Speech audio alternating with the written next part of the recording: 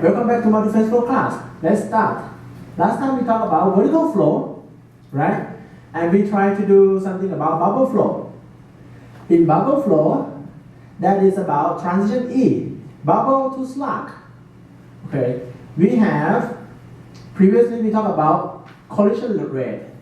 At what alpha that we have collision a lot and the bubbles start to merge together, right?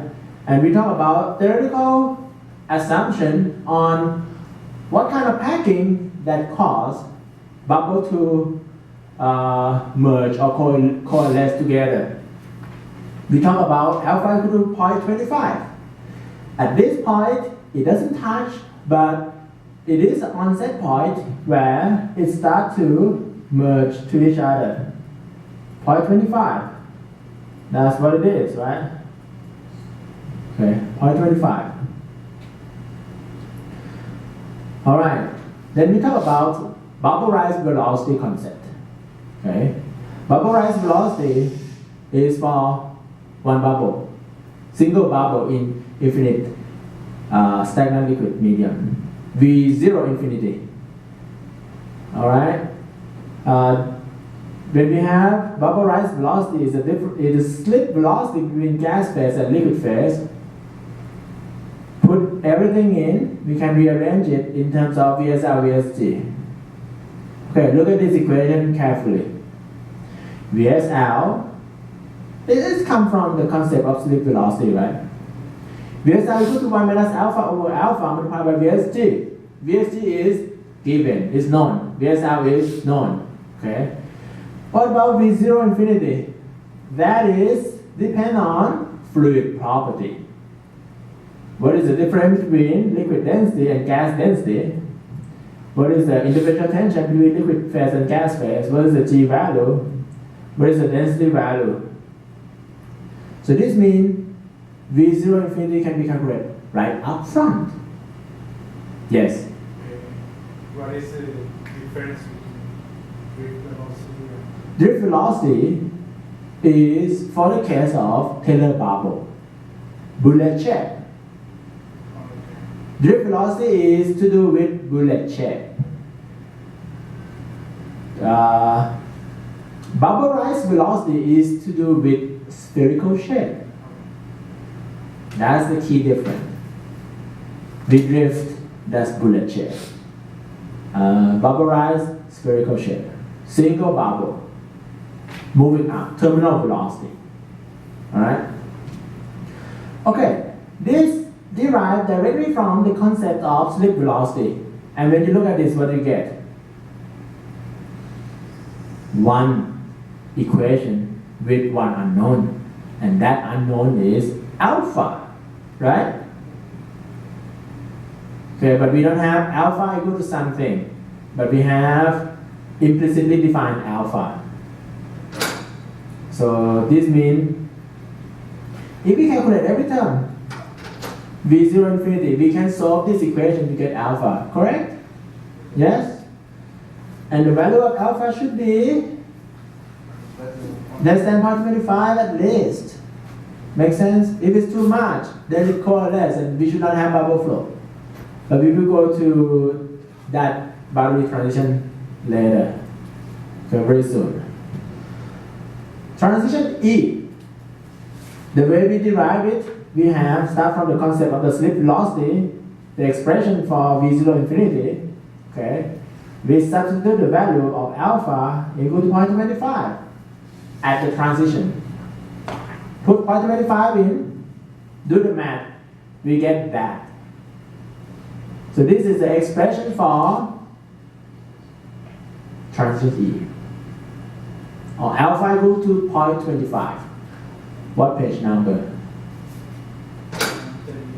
138. Okay, for anyone who just come, open page 138 and you should find this equation. This is transition E. So transition E tell me the relationship between VSL and VSG. Right? The rest is known parameter of fluid property. So once we put the fluid property in, we can calculate every term. If you put VSL in, we can calculate VSG. If you put VSG in, we can calculate VSL. So when we plot the line, what line should be vary and what line should be calculated from? I suggest look at the transition shape first. Okay, transition E. The shape look like this. That is transition E. Okay, this means if you put the value of VSG equal to 0.01 into this equation, VSG equal to 0.01 into this equation and try to get VSL. You may try, maybe you get something strange. Alright? Because it's not in the map. But if you put VSL equal to 0.01, you get VSG equal to something a little bit less than 0.01. I'll try it either way, both way. Whatever it is, this equation, this one is the transition E. This equation gives me this line. Question. Okay, no question? This transition E that we are talking about it right now, how kind of hole? Is it for horizontal flow? Oh, it's not for horizontal flow. No. Okay. Alright, so we are in the same page. We're talking about flow in the well bore. Yes? What's the purpose of knowing all this? VS and VS. To know about transition E. Why do you care? Why do you care about transition E? Transition E is from bubble flow to slabs. Why do you care about that? Oh, maybe why Taitel and his co-worker care about that? Maybe you may not quite. Why do we need to know about transition E? What's the purpose? The book didn't say that, or I didn't say that. The only purpose of this course is to get pressure drop. The reason we do care about this is because we want to know what is the pressure drop in the well. When we know the pressure drop in the well, we can couple with the reservoir model. So we have both inflow performance and outflow performance curve. Then we can tell what is the pressure drop, what should be the size of the tubing. What should be the size of the tubing? Small enough such that everything gets transported. Not too small, but we should be able to tell what is the flow pattern inside. If we know the flow pattern inside, we can tell, do we have water loading in the gas well or we don't? Or what kind of flow pattern in here? What is the pressure drop when it go up? Okay. Next time you will be able to tell this. Why do we care about this? Yes. Everyone should pay attention about this because in petroleum engineering, you need to know what is the pressure drop in the well. Okay? And this is to tell, how does it look like in the well? Don't you want to know that? The real reason may be they want to hire you to work on this. That's why you do care about this. Alright? Flow pattern do change with the location inside the well too. And who can tell that? Reservoir engineer? No, it's you. Or maybe you will be reservoir engineer who can tell about this. How about that? That's even better, right? Okay. Let's come back to the map. Here's the transition E. It's not always that. Sometimes we don't have transition E. Sometimes we have transition E. Okay? Look at two different maps. Look at this map. The map on the left is diameter of 5.1 centimeter. Inclination angle is 90. Length is 196 diameter. Okay. The map on the right, smaller pipe. Diameter is just 1 inch, 2.54 centimeter. The rest is similar. Length is a little bit different. Okay. Isaac, is the length has anything to do with transition E or not? Yes or no? No, correct. It is not about transition. The length has to do with that transition start to show. Okay? Alright. If you look at the map on the left, we see bubble flow. The one on the right doesn't have bubble flow. But I bet if you ever use this equation that we talk about on the map on the right, you can draw the line too. Why don't we draw the line on the map on the right?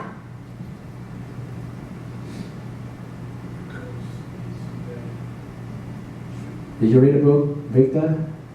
No, A little bit? No? no, but it's maybe get into the region of intelligent flow, so it's not If you ever draw the line, you get this kind of a line. But it's wrong. In this case, when the pipe is too small, bubble flow doesn't exist. Alright? When the pipe is too small, if the pipe is big, we can have bubble flow. If the pipe is too small, we don't have bubble flow. When the pipe is too small, we probably have bubble merge to each other, form bullet-shaped bubble moving up. Okay? So we need to know existence condition. What case do we have bubble flow? What case do we not?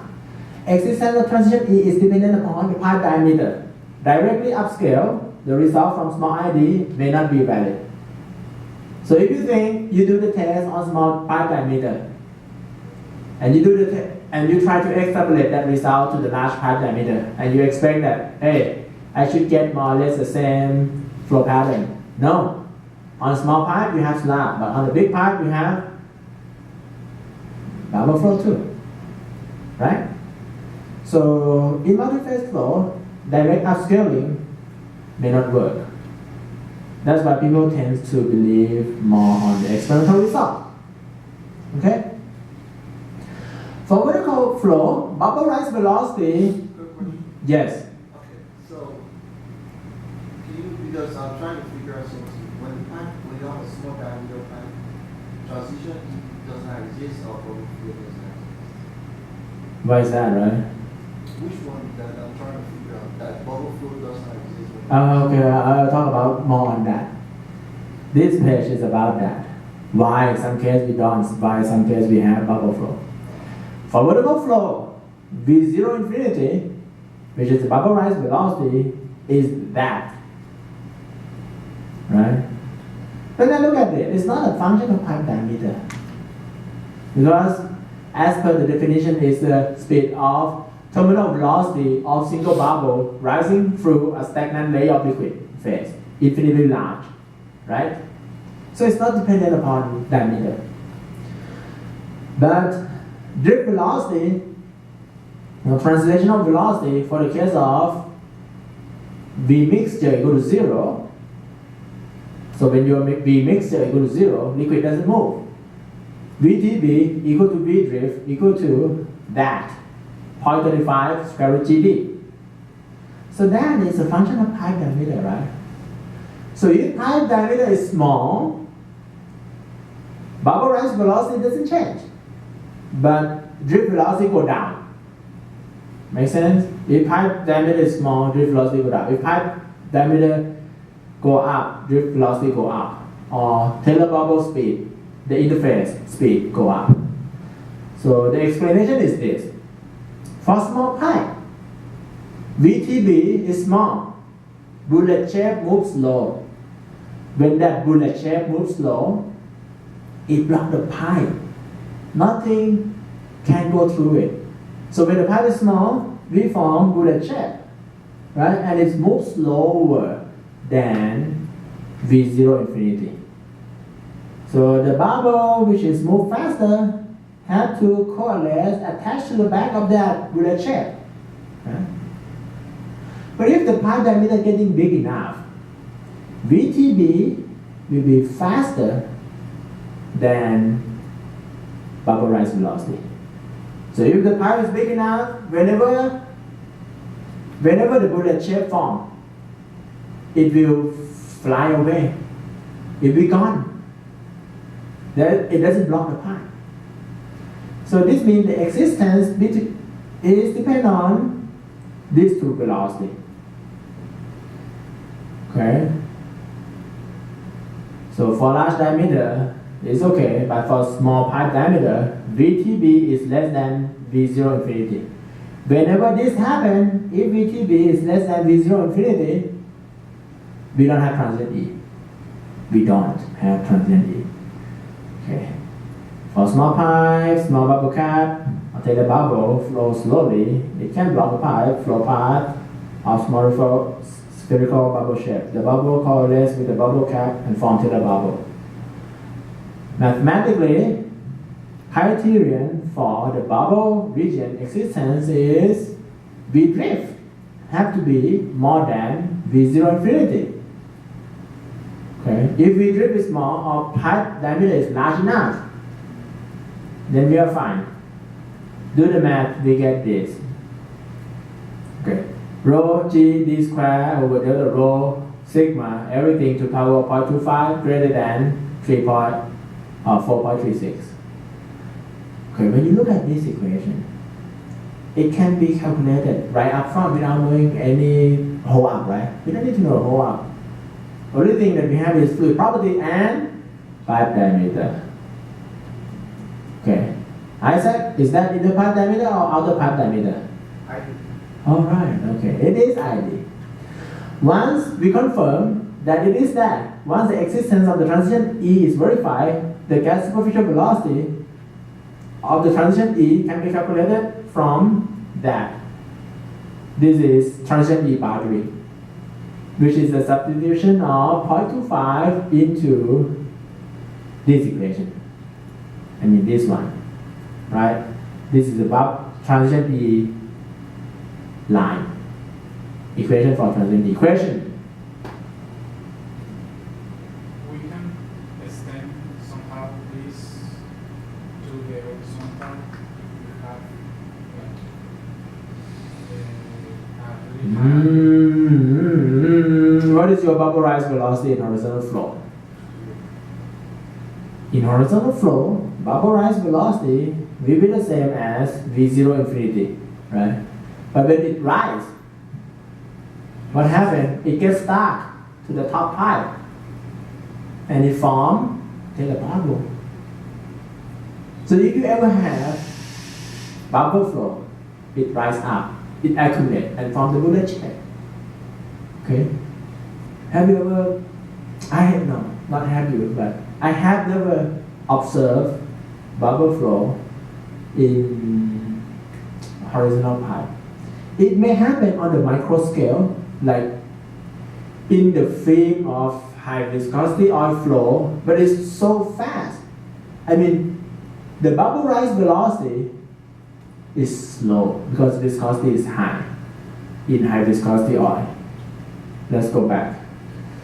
This equation, so if you look at this, it's not a function of viscosity, is it? No. Yes.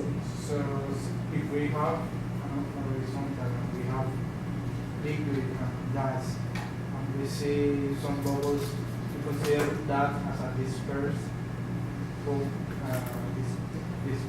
bubble inside the liquid. Instead of bubble flow, let's say we have slug flow.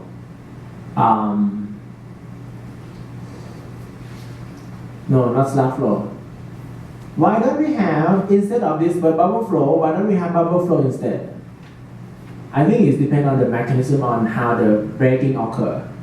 In horizontal pipe, liquid phase has to flow fast enough to break gas bubble that we compare the turbulent force. You remember that? So when liquid phase flow fast enough and break those things apart, there's no slip. I think it's difficult, at least for oil and water, to break bubble but has slip. But for high viscosity oil, could be if the fluid, if I have a surfactant, like some soap in it, Okay, reduce the surface tension. When reduce the surface tension, bubble break easier, right? And maybe we can create bubble, even though liquid phase velocity is not enough to break it, and that way we could have slip. But when that happens, most of the time that bubble rises to the top surface. When it rises, it accumulates. It forms the bullet shape. Okay, and then we call it elongated bubble flow. So in the film zone, if we have small bubble rising up, if the rising speed is slow, like high viscosity oil case, so we just say, hey, the film trapped some gas inside. But if the rising speed is fast enough, then we cannot observe it. You see what I'm saying? Because it's the film in the slug flow. So let me say this. I have not observed that. It could be out there, but someone has to tell me at what condition. Maybe you have to do that on the moon and put the surfactant. Something have to for oil, water, or not oil, water, air, oil. We don't observe that. Alright? Okay, now we know the existence of transient E. We have the equation to draw the line, right? And that's a comparison with experimental result. It's close. Okay, the dashed line is calculation. This solid line kind of experiment. It's close. No question on transient E? Do you still remember transient A, B, C, D before transient E? And we have transient K. Okay. Can you do true or false question? Like if your answer is wrong, it's like -1 or something? For quiz or for anything? Anything. Let's not ask you that yet. Okay, let's talk about next transition. Transition to dispersed bubble flow. The strategy here is the same as horizontal flow. We will talk about flow transition first. When we can have all the transition, then when we know the flow pattern, we have kind of momentum balance and have closure relationship to tell pressure drop. So step 1, identify the flow pattern. For this bubble flow to happen, we have to look at several things. Okay, one of that is the max. Maximum stable diameter of dispersed phase in dispersed flow proposed by Henze 1955 can be written as that. So what does it mean? Maximum possible size of dispersed phase. Beyond that, it's not quite possible. Okay, that's we call Dmax.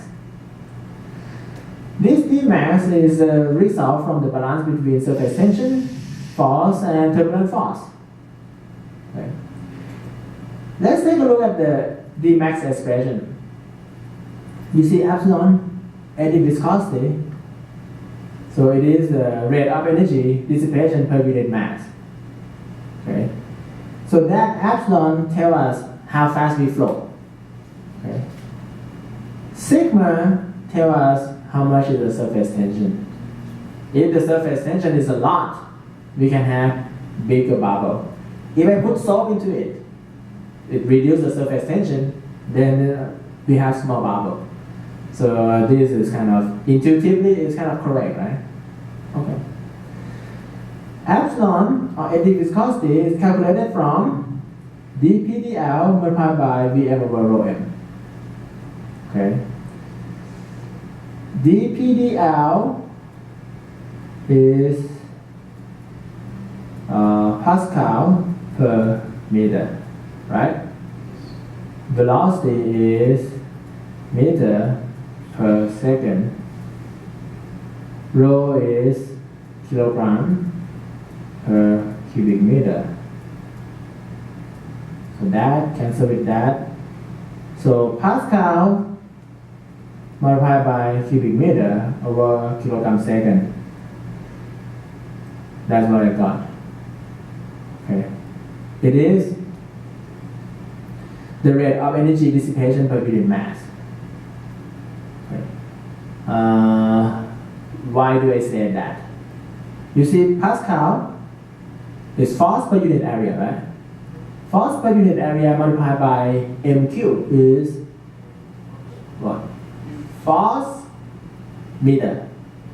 Force meter is energy or work. So Pascal multiplied by m³ is Joule. Joule per second per kilogram. So it's rate of energy dissipation per unit mass. Alright? Pressure gradient for homogeneous no-slip model is that 2F rho V squared over D, rho is rho ns, use lambda to do the calculation. What is lambda, Yesh? Lambda that used to do the calculation rho calculation. What is lambda? What is the definition of lambda? Can you tell me the equation for lambda? What is lambda first of all?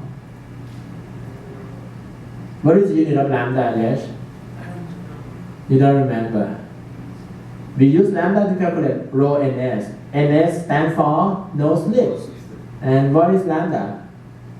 Should we call it no slip liquid hold-up? Which is calculated from QL over total Q, or VSL over VSL plus VSG. That is lambda. Alright? So lambda and hold-up, which one is more? For the case where hold-up is between 0 to 1.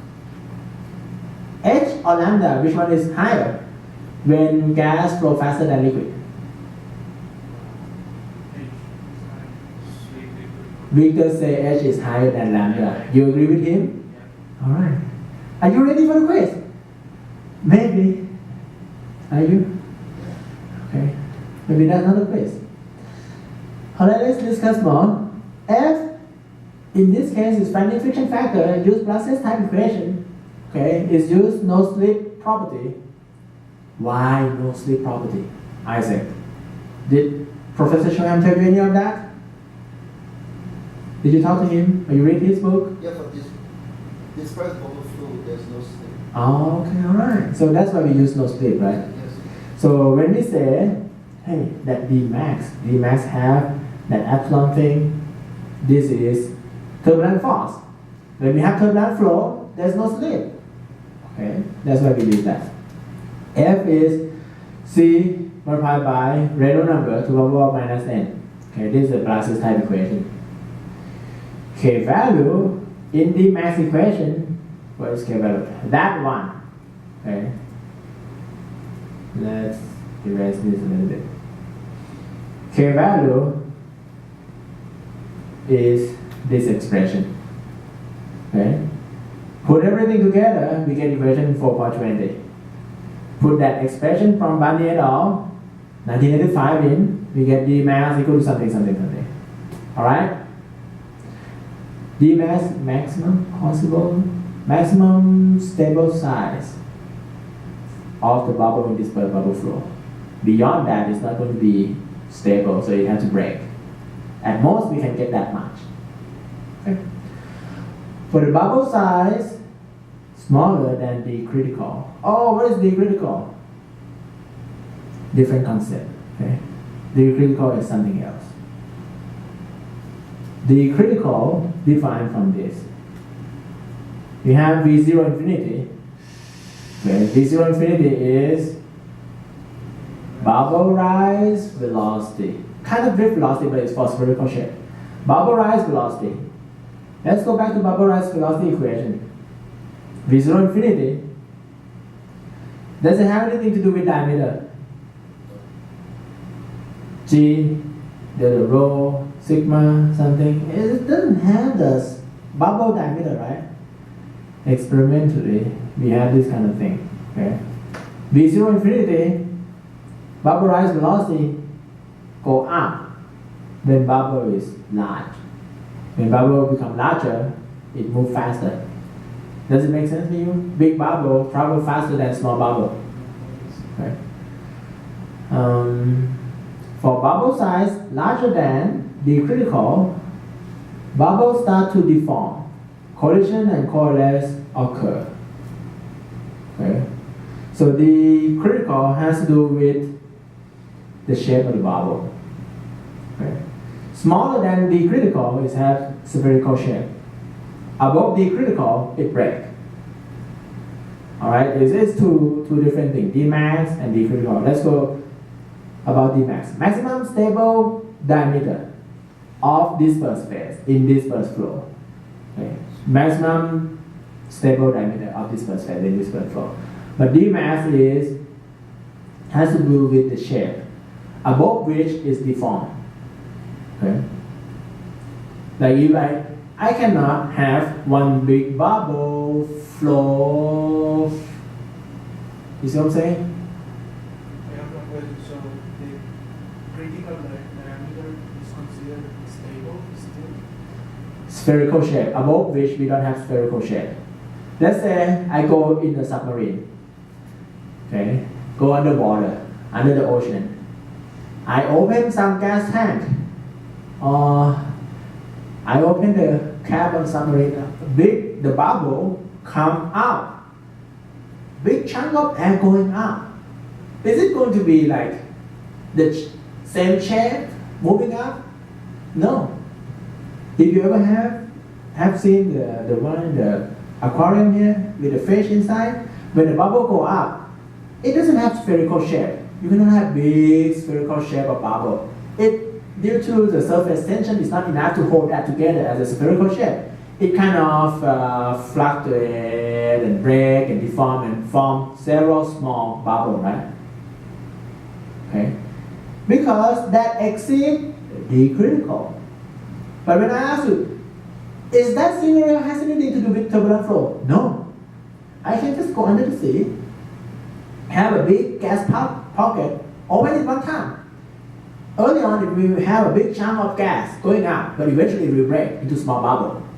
No turbulent flow related. It's just about the shape. Bigger than that size, it cannot hold a spherical shape. It will deform. Alright? So D critical is kind of about the shape. D max has to do about maximum stable size of bubble in this bubble flow. So we have turbulent force. But this thing is just the shape. Bigger than that, it's not sphere. Okay, if turbulent force are high enough to make bubble to be smaller than critical diameter, the critical rate is hindered and Taylor bubble will not form. So, in short, D critical is the maximum point of D max. Since like in order for the bubble to keep its spherical shape. About to combine it together, right? Let us combine it together in the Barnea form, in that way, okay? We will combine them together. We will combine together. Let me read this statement for you one more time. If the turbulent force are high enough to break bubble to be smaller than the critical diameter, what shape do we have? Spherical shape, right? So turbulent force is high enough to break the bubble. This means and it's smaller than critical diameter, so it has to be spherical shape. The coalesce rate is hindered, and Taylor bubble will not form. So if turbulent force is enough, and the bubble size is less than the critical, we will have spherical shape. Taylor bubble doesn't have spherical shape, so Taylor bubble won't form. Make sense? So this means in dispersed bubble flow, if we can break the bubble, okay, so that the size is less than the critical, we have dispersed bubble flow. Therefore, if the mass is less than the critical, we have spherical shape. And we will have this bubble flow. Dmax already incorporate the calculation of turbulent force. Okay, is the bubble size maximum possible size in this bubble flow. Of course, in this bubble flow we have small bubble, very small bubble, tiny bubble, but we also have big bubble. But at most, it won't exceed the max, right? And if that maximum possible size in this bubble flow is still less than the critical. This means it will be spherical shape. If it is spherical shape, this means it doesn't form Taylor bubble. So for D max less than DCD, critical diameter, this bubble flow occur. Alright? That critical diameter, Barnea et al., she and her team suggest this formula. Okay? Suggest critical bubble diameter. DCD, again, it has to do with the shape, to be spherical, or maybe above that can be bullet shape, right? But below that is spherical. But it suggests DCD equal to that, 2 multiplied by parenthesis 0.4 sigma over delta rho G square root everything into square root. What does it mean? If I do the test on the moon, gravity, how much is gravity? 1/6 of the Earth or something? Less than the Earth? So G becomes smaller, then we can hold it as a spherical shape at a bigger size, even though the fluid is the same. I don't have any proof of that. I didn't do it on the moon, okay? Alright, but it has something to do with G too. Sigma, if I put soap into it, so the shape that is remain as a spherical shape will be lower. So it depends on the sigma. Keep in mind that for horizontal flow, Taitel-Barnea model, we never do anything with sigma before. It doesn't have anything to do with that, right? Okay, but now it is. Okay? Vertical flow need information about sigma. Okay? Newton per meter. Okay, so that's in there. Miyake, 1925 data, and this is used to develop that DCD. Alright? The criteria for spherical shape. Substitute everything, D max expression, epsilon expression, okay, and DCD expression. So this bubble flow occur if D max less than DCD, right? If largest possible in this bubble flow remain as a spherical shape, this means D max less than DCD. Substitute everything in, okay, the blue term stay here, orange term, that's orange term, that's that, substitute it over there, green term, which is DCD, is that, do the math, rearrange it, okay, you see that alpha? Alpha we change to be VST over VM. How can we do that? No slip, right? That is alpha in D max. D max is the case of this bubble flow. In this bubble flow, there is no slip. So alpha is VST over VM. So we can put it that. Alright? So everything has to do with alpha. The right hand side is just fluid property, right? DCD is just fluid property. But D max, where's it? D max has to do with alpha. Alright? Substitute it in. Let's erase this. 2F rho V squared over D, which is that. Alright? Multiplied by Vm over rho, which is that. So this orange term is the epsilon term, the energy dissipation rate, okay, in the mass equation. Do the math, substitute the value of Fm, you see that green thing, become that green thing, okay, it is equal to this.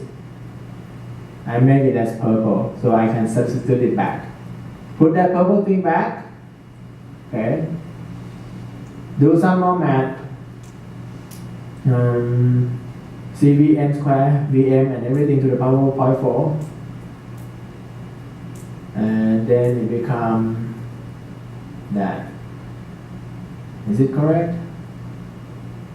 And we have VM on that side too.